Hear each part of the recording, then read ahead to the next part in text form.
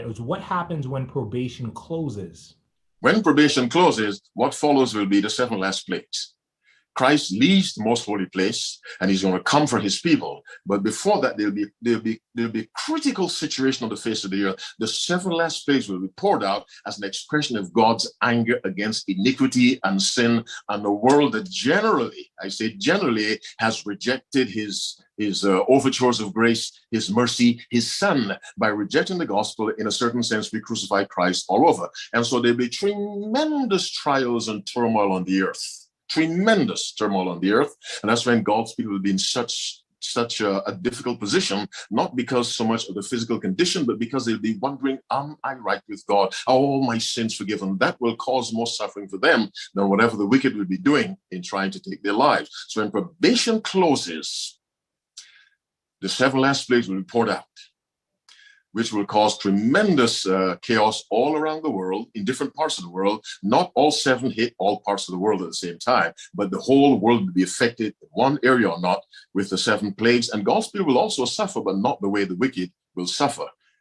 So that's what will be going on after probation closes. No more mercy for the earth. No more mercy. That's when his wrath is poured out without mixture into the cup of his indignation. It'll be the very first time that God's wrath will be poured out without a shred of mercy. Even during the flood, LOI tells us those parts of the world where wickedness was not widespread, the destruction was not that great.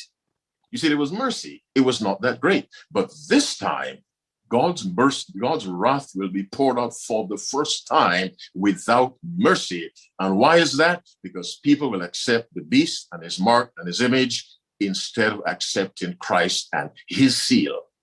And that's the reason why the wrath of God will be poured out. Total rejection of Christ. Because to reject truth is to reject Christ. Simple as that.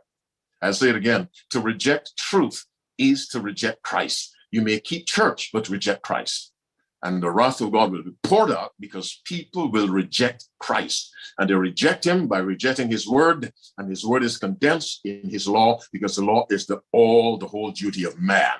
The wrath of God on those who've accepted the beast, which is a false system, and the mark of the beast, which is an unbiblical day of worship. And that's the reason God pours out his wrath upon this earth. So it's essential that those listening ask themselves, am I obeying God or am I obeying a man-made system? There are some religious systems that are man-made. The system that saves is a system that is God-made, and that's based on thus saith the Lord. By the way, it's that system that says the 7th day is the Sabbath of the Lord. That's the system of God. Amen, amen. And for those that are tuning in and probably don't even understand the detail of what is October 22, 1844, definitely you can just go ahead and read upon Daniel, and you can read actually going into Daniel chapter, let me get it right here. 9. Yeah, Daniel 8:14 and 9:24 to 27. Yes, Daniel 8:14, and you can see the 2,300 days on there, which is 2,300 years. And also highlighting upon the 7 plagues, which is referenced in Revelation chapter 16. That's right. And also, we're looking at exactly the responsibility, the duty of man is to fear God, which is the final verses of Ecclesiastes. And so thank you for those words. And of course, remember, probation starts at the house of God, those that confess Jesus Christ.